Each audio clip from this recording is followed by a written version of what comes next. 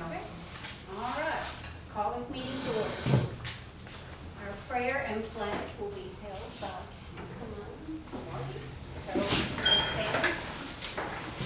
Father God in heaven, we thank you for being the God of all of life. Nothing escapes your notice, and nothing catches you by surprise.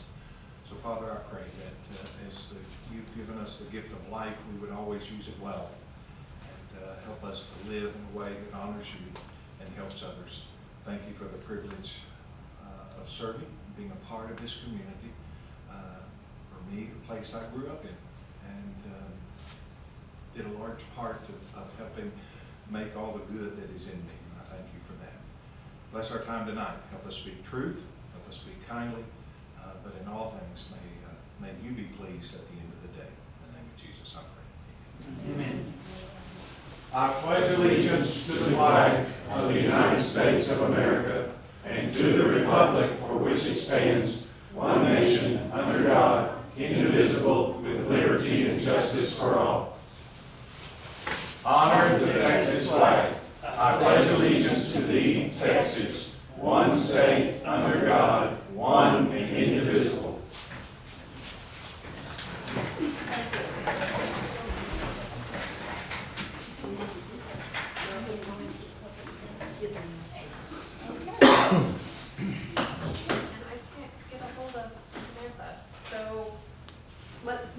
We have till 5:35, so let's skip down to number 4 and number 5, and then we'll go back to 5:35. Okay.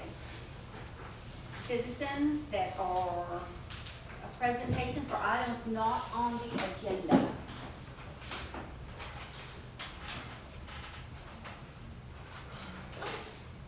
Okay. All right, first we will hear from Frank Ortega. So, okay.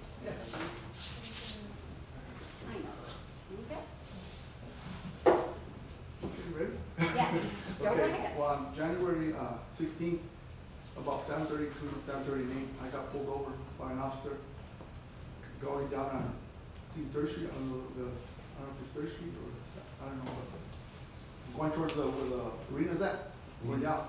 I seen him parked, in the back, and I seen also the chief of police parked back there also, fire truck. And while I was coming down, I didn't have no tail lights. I didn't know that. Because I thought when you turn the car, the lights would go off, on. Well, I got pulled over. He pulled me over. And when he pulled me over, he comes to the car and asked him, can I ask you why you're pulling me over? He says, no, I don't have to tell you that. I said, and then I asked him again, can I ask you why you're pulling me over? And I asked him again. And he said, no, he was not playing that game. He yanked me out of the car. He opened my door and yanked me out, drove me out of the car. And then, he goes, you're going to jail. So he put the cuffs on me. So the time he gets the car, put the cuffs on me, took me into the car. And then after a while, he was putting me in the car. He said, you're going to jail. Then he puts me in the car, the back of the cop car, and then he goes, you're being detained. And I was confused. I didn't know what he was trying to do to me or what. But he was like a cocky, real, walked up to the car, and then asked for a sergeant. He was like, I'm the sergeant. And so, well, can we get somebody, hired? And that's, I guess, chief came by. And then I told the chief, when he came out of the car, I told the chief, I'm just asking why you put him, but and the chief said he doesn't have to tell you that. Is that right you said? No, that's not Yeah, right. that's right. 98% of what you said has not been right. Oh, no? No. Okay, wait. Oh, we got the video. Wait, Okay, we'll yeah. get the video. Would you go by the video? Yes. I'm not trying to start in trouble or anything, and that's what happened. I mean, it was horrible. My grandkids were there. My daughter was there. Benny Senior was there. Benny, he didn't come because he couldn't get the game. But they made him get out, and he fell. He fell out of the car. He hurt himself, but he didn't say it because he didn't want to start troubles. And that's what I have to say, because he was just unprofessional, big time. Unprofessional. And for the chief of police to back him up like that, I'm not saying he has to back him up, but to be like that and not telling him, he escalated it instead of escalated, and he escalated it. And then he tells me, turn on your lights, and so you can, then you have tail lights. He walked me to the car, got my license, put it, he get to me when I was in the car, and then he handed it to me. But it was disrespectful in front of my grandkids. My daughter lost it. She was yelling at him. She did yell at him because she's dragging me out. Who's not going to yell at you when they're dragging your dad out of the car? And then he comes and tells me, just turn on your lights were off. Well, I didn't know that. He could have just told me that without making a big scene. He didn't give me a citation, he didn't give me a ticket, he didn't give me nothing. So why did he pull me over? He could just told me, turn your lights on. But he made it bigger than what he had to. But that's all I have to say. Okay, well, your complaint has been received Don't look at me like that, and sir, please. I'm- You've been looking at me like that. Please don't, sir. I'm not the chief of police, but you don't have to be like that with me. Mr. Ortega, your complaint has been received. Okay, We thank will you. be investigating Thank you, by I appropriate appreciate staff. it. Thank you. Okay. Next is Joe Lopez. I ain't gonna talk, I ain't gonna say nothing, man. Oh, I just okay. came, just, What are you saying? yeah, that's okay, I just came to hear what's going on. He's a friend of mine, that's all. Okay. I've known him for a lot of years. And then we're back to the. All right. Then we're gonna go back to the public hearing. Have you heard anything? Yes. Okay. She was making me nervous. Okay. We're going into a public hearing to consider ordering a demolition of 108 South 12th Street as recommended by Texas Communities Group.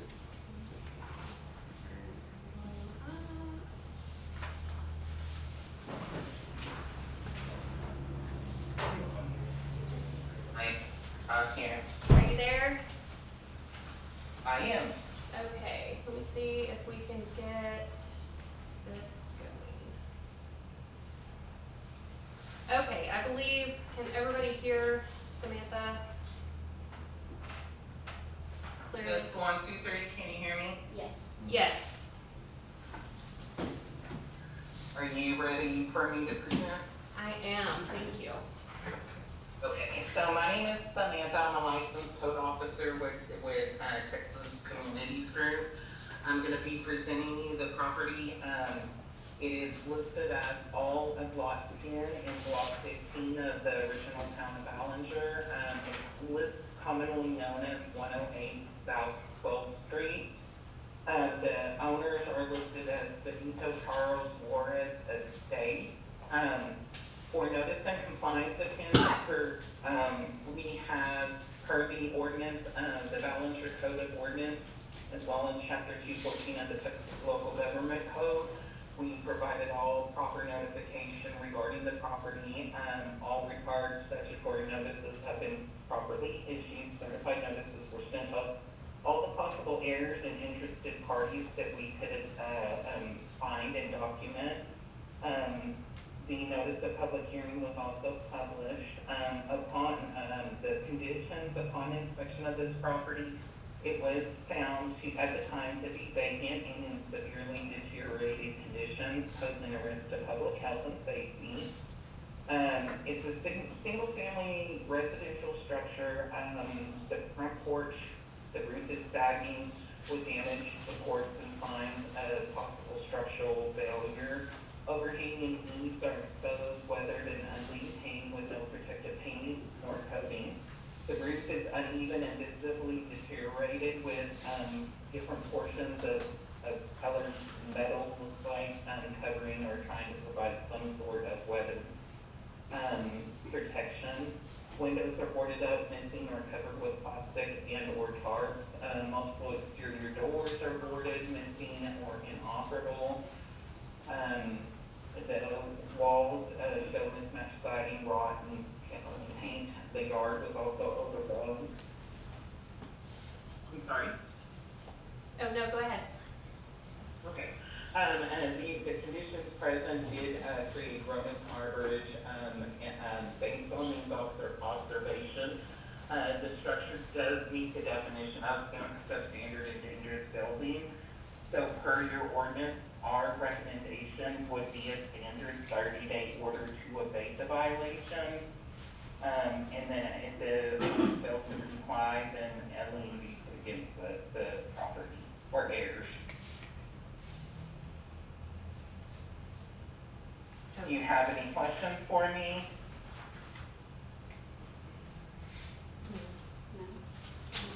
Council does not. Okay. So at this point, that's pretty much, I think you'll need from me, and then, once you close the meeting and vote, Lindsay, you just let me know what the council voted for, unless you have questions about what y'all might want to order. Okay. I think since this is the first one that we've had, why don't we have her stay on the line and see if anyone from the public is here that Okay. we might need. Do you mind staying on the line if anybody from the public is Is that here? all? Okay, Yes, thank you. I'm here.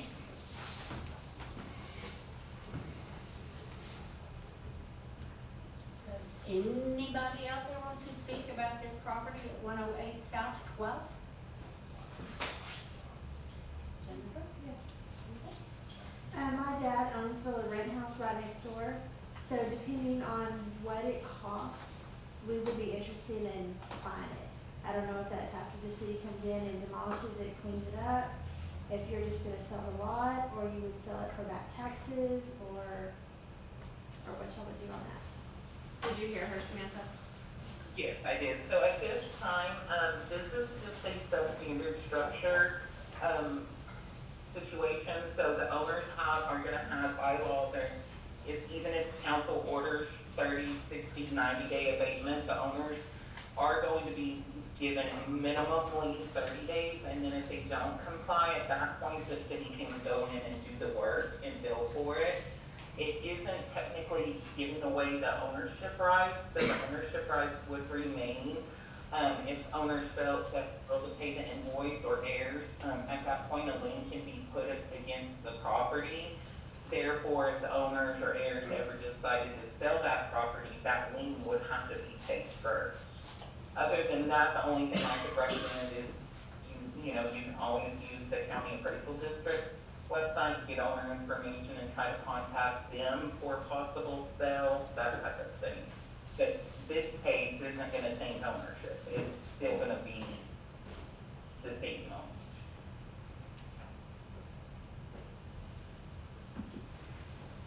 Anyone else? Answer your question? I believe so. That makes sense. That's down the road. Anyone else?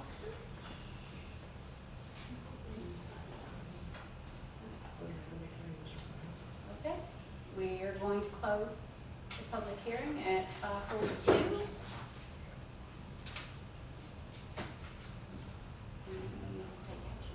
Yes, ma'am.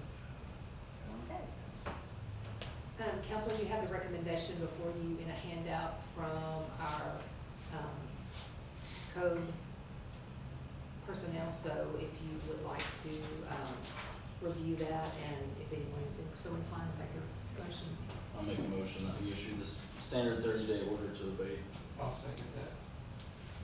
Okay. We have a motion and a second. All in favor, say aye. Excuse me, can I clarify that you are moving for 1 and 2? 1 and 2? Yes. Oh, yes, I'm sorry. No action is taken, the city may proceed with demolition and assess the cost of property, placing lien reimbursement if necessary. Councilman Gray, your second? Yes, ma'am. Thank you. Now, thank you. Okay, thank you. Okay, we have a motion and a second. All in favor, say aye. Anyone opposed? Motion carried. All right, Samantha, did you hear all of that? I sure did. Awesome. I'll get those orders ready, and get it to you as soon as possible. Okay, we'll be talking to you soon on another one. All right, sounds good. Thank you so ma'am. much. You might do this one. No, yes, ma'am. We'll have that one. All right, moving along.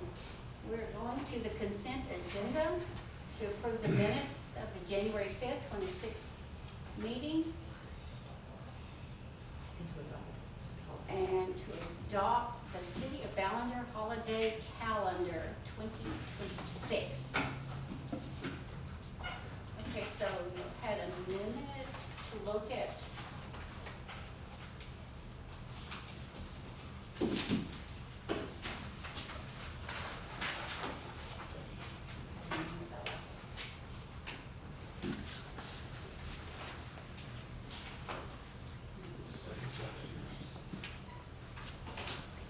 okay.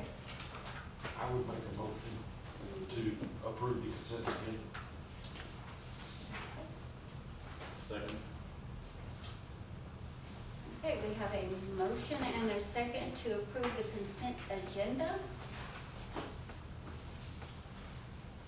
All in favor, say aye. Aye. Anyone opposed? Okay, consent agenda passed. All right, moving along, regular agenda items for discussion.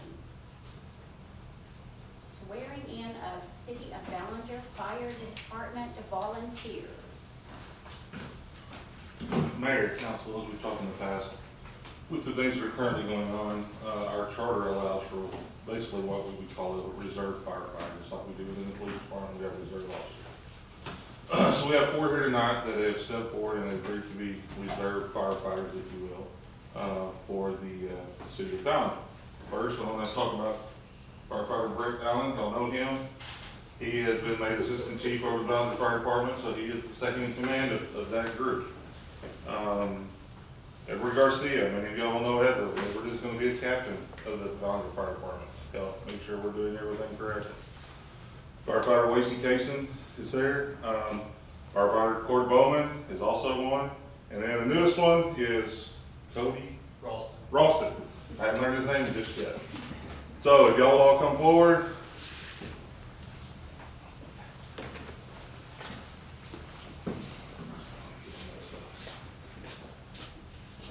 Kind of spread out there.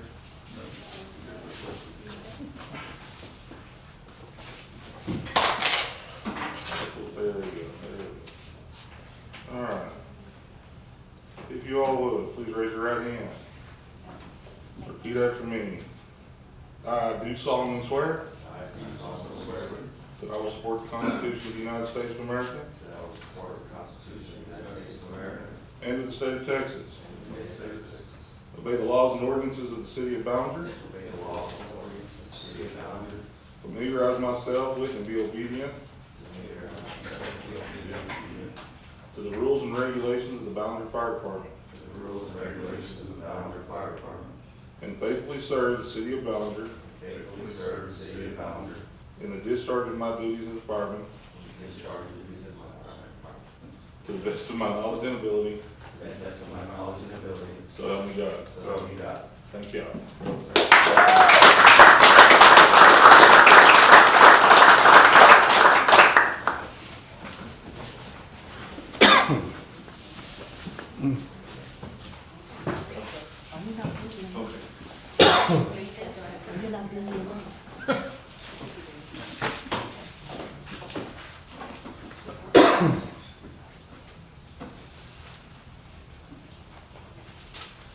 So in conjunction with the fire department, I want to read this statement. The citizens of Ballinger. The city council and I want to take a moment to clearly and accurately address the relationship between the city of Ballinger and the Ballinger Volunteer Fire Department. For many years, the city and our volunteer firefighters worked side by side to find solutions that best serve both our citizens and Runnels County. Historically, the city of Ballinger paid for the majority of the volunteers' expense, including equipment, water, insurance, fire trucks, fuel, hotels, repairs, or damages to trucks, both inside and outside city limits. That support was provided with good intentions, but over time, it placed a significant financial burden on our city and our city taxpayers. The city sought additional funding from Runnels County for our county fire suppression, but was not successful in its efforts. The city was left with no choice but to find a solution that did not require city resources to continue to pay for county expenses while still preserving fire services for county residents. Over the past several months, the city has worked closely with the volunteer fire chief and the volunteer fire department president to move toward a solution that is fair, sustainable, and responsible. These discussions took place over numerous meetings here at City Hall and even in executive sessions with the current and previous councils. Throughout that process, the council listened carefully and made multiple adjustments in response to requests from volunteer leadership. The city and volunteers jointly agreed on a plan to separate operations while continuing to support public safety. This included transferring 5 fire vehicles for the volunteers to own and operate outside city limits while still allowing the use of 2 city-owned trucks. This separation allows the volunteers to operate independently and make agreements with the county, seek donations, and fundraise as other volunteer departments do the state, across the state, rather than relying on a city budget that was over time highly taken advantage of. We want to acknowledge that the volunteers have worked hard to secure grant fundings for vehicles. However, many of those grants were not 100% funded. In order to receive and properly equip those vehicles, the city of Ballinger provided required matching funds totaling over $200,000 over the past several years. All of those vehicles are housed at the fire station, and the city is still allowing them to be utilized by the volunteers.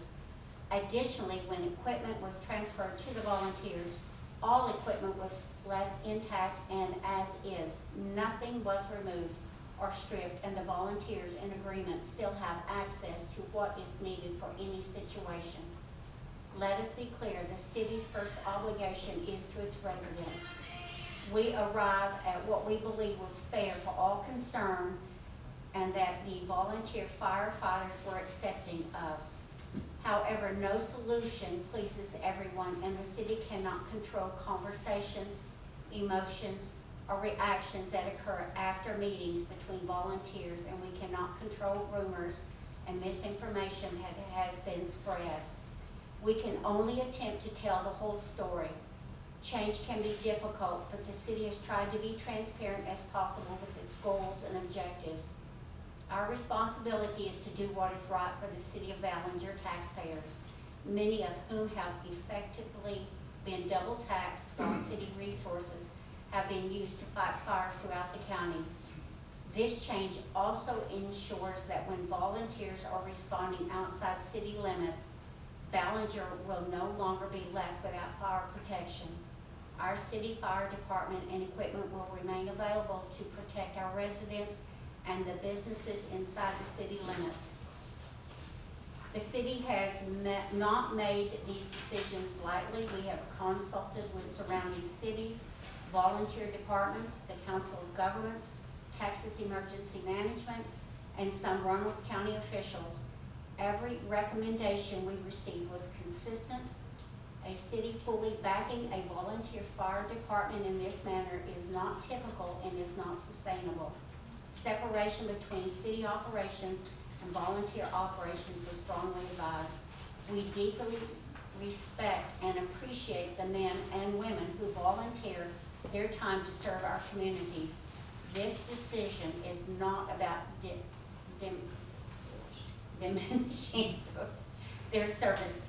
It is about accountability, sustainability, and ensuring that both city residents and families throughout the county are protected in the most responsible way possible. So we just want you all to know that information also. All right, so we're going to move on to a Ma'am, comment on that, please. yes. Yes. Okay, two things. One, is it possible to make that public? That Yes. statement you just Yes, wrote? ma'am. I just gave that, it'll be in the paper Okay, on and, Saturday. thank you. And two, if the home health fire happened tonight, would it be, say, half of Ballinger, half of the city block there? I mean, would they be able to function with a fire that? Well, I mean, I would still think that the volunteers would all work together as under, I mean, from what we've discussed What our with agreement volunteers, is. yeah. And honestly, no, nobody in this county or this city can do it by themselves. That's why we had 10 extra departments last time. Yeah, I mean, even with all the ones we had there, we still had to call them help. right, I get that. But I'm just thinking, you know, city, county, wherever, a fire of that magnitude. Well, we have mutual aid set in Right. place as well that we just executed with Miles, Rowena, Wingate, Winners. We're all on the same page. The county, they know, we've spoken to them. I've spoken with Juan, he's spoken from City of Miles. We've all been in contact about all of this. Okay. Yes. I mean, I'm just concerned that we don't have enough now to fight a major fire. Well, I mean, you have volunteers that went from over there to over here to there. I mean, we still have, Yeah. yeah. but still losing some too, so. If I may, correct me if I'm wrong, because I wasn't at the last meeting, and the one in December, but, should be the main change is that fires that are fought in the county are financed via the volunteer fire department fundraising versus taxpayer money. Right. But at least the last meeting that I was at, we were talking about that the volunteers will still help in Ballinger fires. And if there's something in Miles or in the county that the Runnels County Volunteers or Rowena cannot handle, they know they can call our city fire department. I mean, that's not gonna change. It's just if those volunteers, just like any other volunteer department, needs help, then they still follow the same chain of command. I just feel like a year's long enough, you know, make a decision. Oh, yes. It's been talked to death, literally, so. Yes. Okay. I'm- Trust me, I'm right there with you. I can now concentrate on other things. All right. Okay, we're going to go to item B, racial profile report. All right, in the packet that I presented to y'all, I'll go to the 4th page. There's a report there called Racial Profiling Report. It's 7 pages long. This is our annual report that we have to do every year, and we have to submit to TCO. We wait until after January 1 or December 31st, we'll run the report, we check to make sure that it's all accurate. And we get with our people that, inside of Peacemaker, make sure everything's correct. Then we have to present it to y'all, and I have to have it presented to y'all and accepted by y'all before March 1st, so that has submitted to TCO on March 1st. So, page 1 just gives the demographics, it's address of the PPD, gives all the stuff about us. We have a racial profiling policy. Second page is basically empty. If you move to the 3rd page, the top of the page shows that we had a total of 1,712 stops throughout the year. The next section tells you where each stop was located.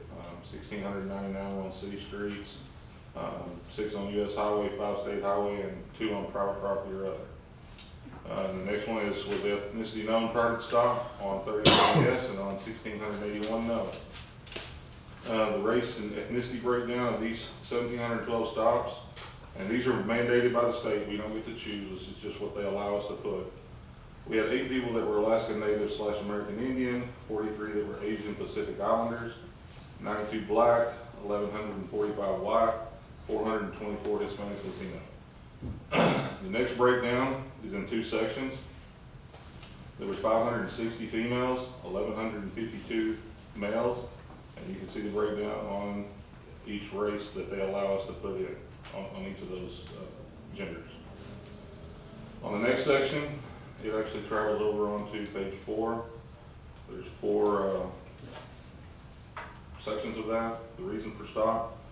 First one was violation of law. There was 19 stops made on that. Second one was pre-existing knowledge. There was 43 stops on that. Moving traffic violations was 1,446 stops. And vehicle traffic violations was 204 stops. And our next section was a search conducted. Search was conducted 31 times. Used a racial breakdown on each of those searches. And then there were 1,681 stops where no search was conducted. And it gives you the breakdown of which race that was. On the next section is reason for search. There is 5 sections and that carries over to the next page. First one is consensual. On 6 of those we asked and received consent. We had none where we had contraband that was just readily sitting there. We had probable cause for 19 searches. We did 2 inventories based off of impounds or arrests that were impounding the vehicle. And then we had 4 that were incidental to arrest.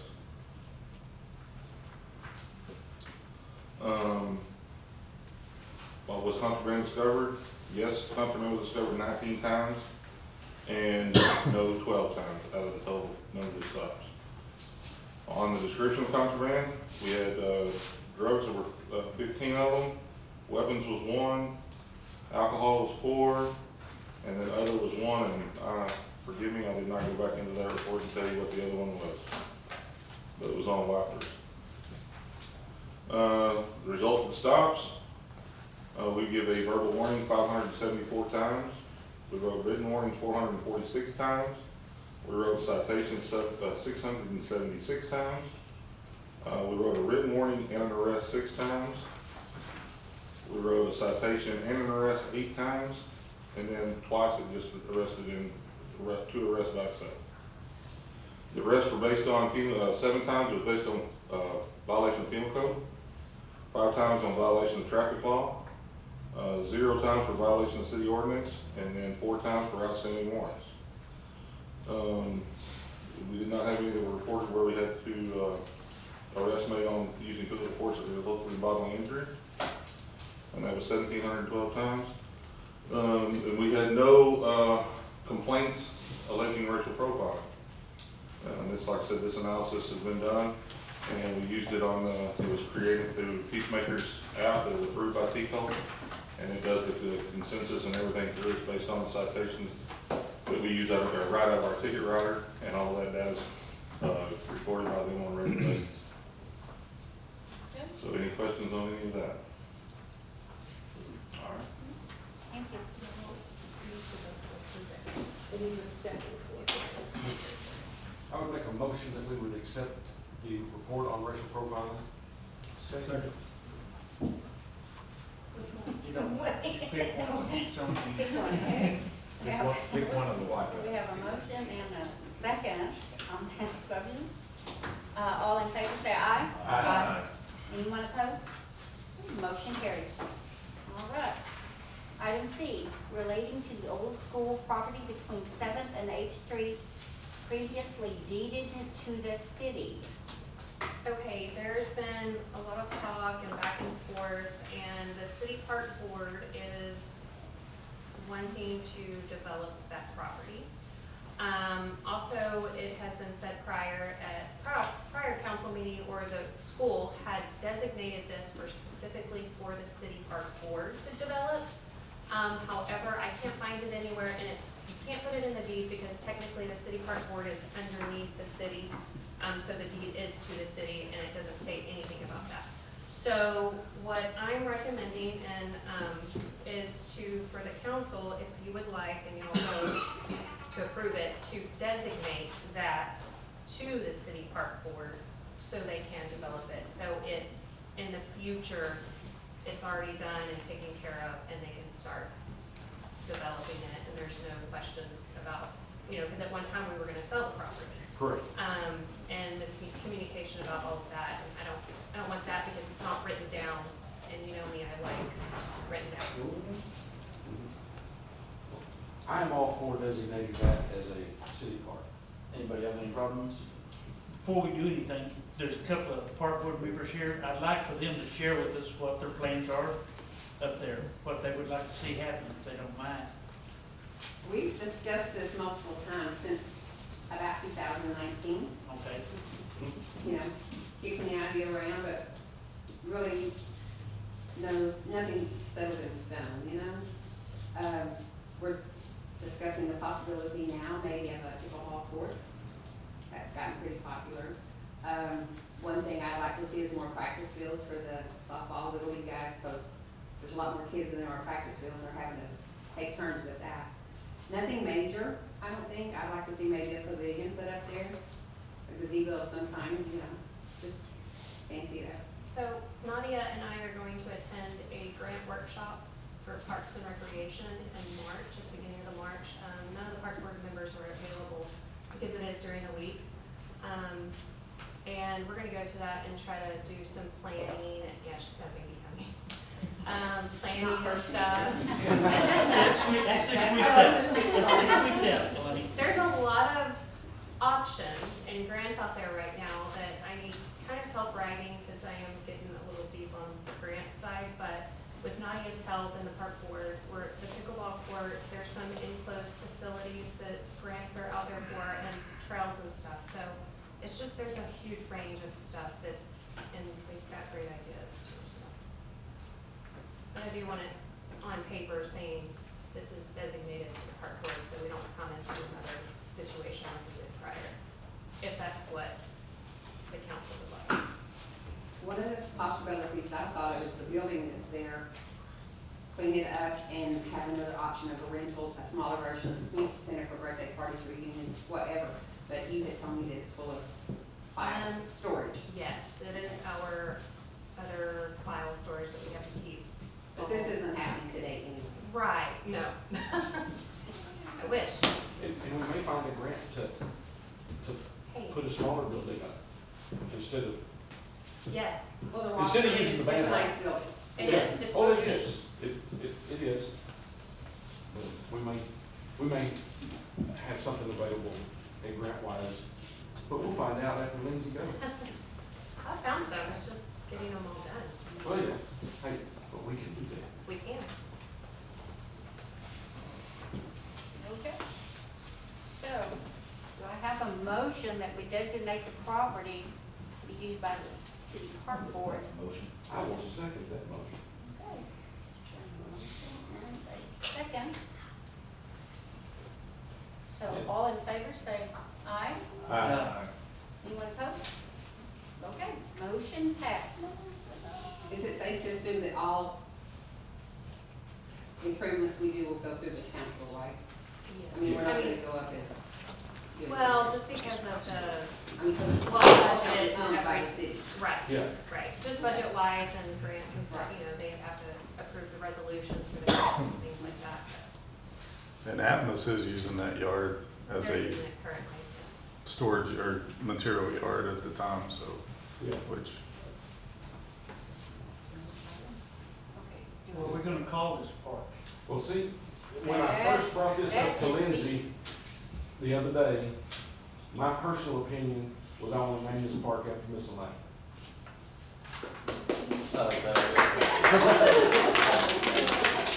Because for, at least, for the 50 years I can remember back, she has done more for the youth and continues to, even, you know, she doesn't have to.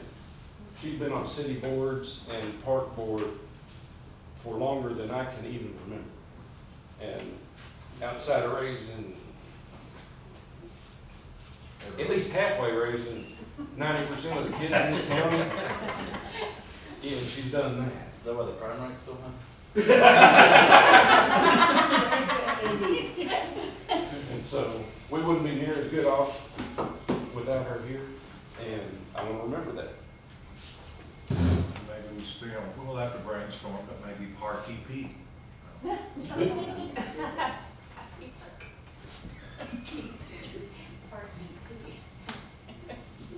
Okay. Thank you. That was so. So bad. That was so. What, if you use the initials only, what is it? No, I, What is it? no, it's your. PEP, P-E-P, Yep. Park EP. EMB.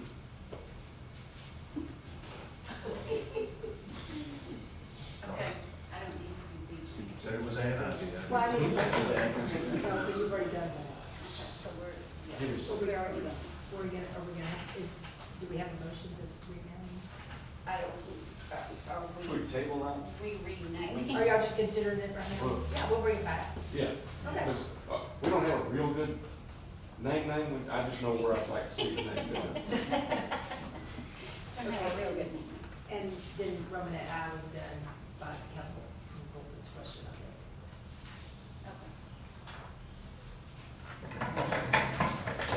We move on to item D. For the resolution for Ballinger Police Radio Communication Grant to the Office of the Governor.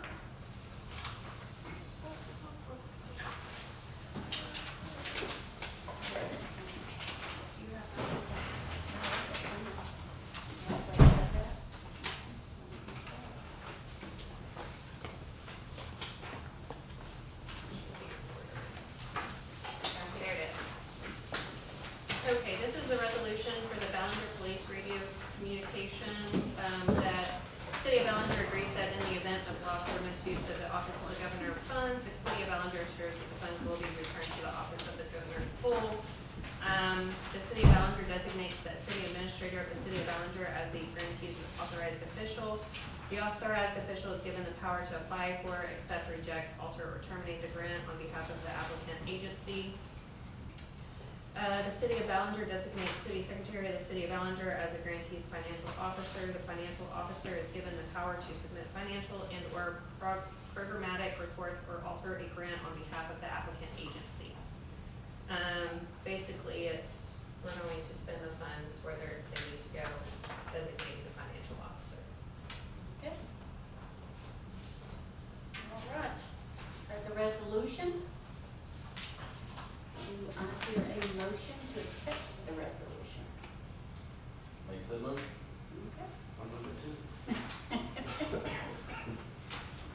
right, we have a motion and a second to accept the resolution for the Ballinger Police Radio Communication Grant. All in favor say aye. Aye. Anyone opposed? Motion carries. And that grant's already been, this is just the final part of it, correct? No, No? this is one grant. Let's see. We had already, last year we applied for one with the help of Toby Word to Homeland, or College, I'm sorry. Toby and I applied for what's called a JAG grant.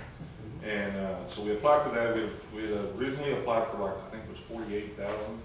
We got approved and awarded 25,000. And what we're trying to do is set up a base radio inside the PD that we can, without having to use a mobile radio out of one of the cars, that, you know, is a real radio for police dispatch.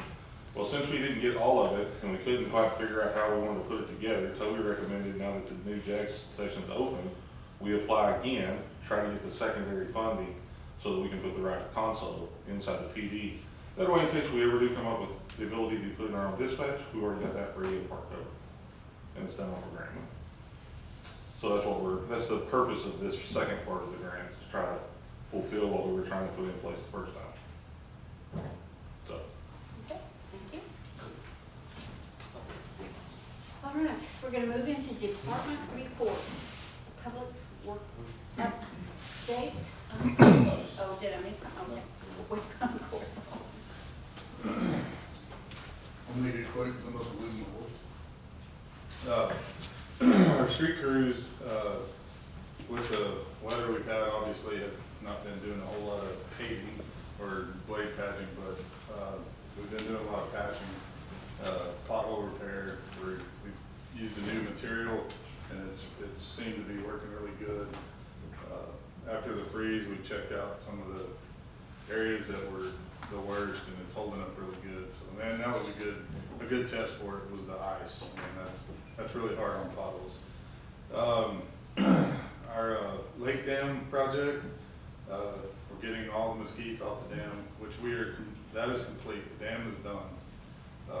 Now we've moved to the spillway, so that'll be, I don't know, depending on weather, I'm gonna say another 2 to 3 weeks, and we should be completely done with that project. So that went really good. It's looking good. If you haven't been out there, go check it out. It's been, I guess, since it's built, since there haven't been mesquite trees on that dam, so Wow. it looks pretty good. I guess probably the biggest news right now is Lindsay got us on the agenda with the county Commissioner's Court for paving, and I went to Commissioner's Court along with Mayor, and they approved it. So we will be paving with the county come paving season. Probably won't start until June, but we will get on their agenda. And the price is going to stay the same, the $2,000 that they had done in the past. They're gonna keep that the same. So that was good news. Future projects coming up right now. Not really projects, but all of the ice damage, I call it, all the leaks we've had from the cold weather that they fixed. We'll be going back and fixing those areas where the pavement's been tore up. So other than that, that's really about all we got right now. No. Oh, We got approved. oh, okay. I didn't know if that was gonna be later. No, you go for it. So we got approved for the new building for the recycle center. Grant. The grant, yes. Ooh. Went to the COG last Thursday. Yes. Anyways, 2 weeks. they met, they voted, approved. We got 27,000 and some change. I can't remember the exact number. So we are, the building, it's a 40 by 60 building that we're looking at. I talked to Brian Jones at Muller's, and at that time, the building was 26,000, some change. But, talked to him today, he's gonna get numbers, you know, cause it fluctuates. He'll get numbers to us, so, we should be able to get the building for pretty much 100% cost covered. We don't need concrete, we're gonna use the existing concrete, the old recycled building, and, All the electrical work, we got a grant, we Right. got that approved by grant, so that will be 100% Yep. paid for as well for the lifts. We'll be able to start doing cardboard and aluminum. we'll have 2 compactors going. Awesome. But I don't know if, I mean, I'm sure a lot of y'all have been by there, but the old Quonset barn, we call it, it's in pretty rough shape. I mean, one really bad storm could be the end of it, so, this will be safer and it'll be there for a while, so, It's almost 100 years old, isn't it? probably, I don't know, That's- probably over. I think it's from Bruce Field, and they moved it over there, so it was Bruce Field for World War II. We've gone in there and shored it up and everything, but it's this time, it's gotta go, but. It has a lifespan. Yeah, so, but anyways, Lindsay's worked her tail off on getting this all done, and it's worked out, so hopefully in the next few months, we'll get started. The building, of course, the funding, I'm not sure when the funding's gonna hit, but the building's 4 to 6 weeks out from the time we order it, and then go, you know, and then we'll put it up ourselves, Yeah. for the most part. We talked about asking for volunteers. That might help, from the that's city. professional, you know, that have been put up, Johnny, you know, get on the roof. A couple on bond right now that we had to get. Oh, there you go. Perfect. Anyway, yes, sir. I did want, you mentioned the dam. I was out there yesterday actually, and I guess maybe actually Texas Department of Wildlife might be more appropriate, but there were probably 20 breasted dove out on that place, and then also pigs were starting to destroy the park area. So, We can something's get, going on. Well, if we can, county trapper or. I can take care of that. Well, I was gonna say, I mean, a few all I people need that is could love to do that. all I need is approval, and we can take care of, all that, but. It looked pretty fresh, like it was from, not before last, but the dove looked pretty fresh too, so. They were dead, Mhm. so were they wild wing? I don't know about white wings, but. There were a bunch of dove that died during the freeze. Okay. That, we found a bunch throughout town and alleys and stuff that died. Oh. White wings are, they're South Texas birds, more, you know, and so they don't, And it might have been that and something just came along and ate the chest out. Right. Those were the Yeah. stuff is. that was at the New Lake Park? Mhm. Check that out. Yeah, I mean, whatever, we can take care of, we can put traps out there, we can do whatever, so. But just need the approval. Oh, and on the recycle center, they will, with the grant, they will want, like a opening of the new recycle center, and we'll plan that and get it out to everyone as well, of building and whoever, you know, set aside a day and get those days off for everybody as well. Yes. Thank you. Thank you. Okay. David. David is working on a leak currently. Cord could probably explain it a little bit better, sorry Cord. Here's just a video of what they're working on. He sent it to me, they found this leak last night. They are dead lines that never got turned off once the new ones were installed. They're closing down 3 6-inch lines in this intersection and working on the 10-inch AC line, whatever that means, but. So this is the line that runs down Broad, goes right in front of the elementary school, by the Methodist Church. It's in the intersection of 7th and Broad. Basically, that line is live, but it feeds nothing. And if you drive down there, you can see all the different spots that there's been leaks fixed. So what they're doing, they're putting a valve in there to try to shut that off and kill it out. So this We're was the good. 4-way that he sent me last night, Yeah. and it was right there, so. Because We've had nothing but problems. Yeah, and we don't know where that water's coming from is the thing, because it did not affect the plant at all. All that water, it did not affect the plant. So it's a weird deal, but that valve, when they shut that off, God willing, it cuts it off. Into the lake, it's free water. Exactly. I mean, I wish we could, but it's one of those weird deals. Okay. We're gonna move on to public safety update. Chief Herman. All right, first page is the month of January police report. We've gone through there with several different types of calls. We had 500 total calls for the month of January. On that, we had 217 traffic stops with 4 arrests. Of those traffic stops resulted in 71 citations with 78 violations, totaling $26,950 in fines. Question on any of those? All right, animal control.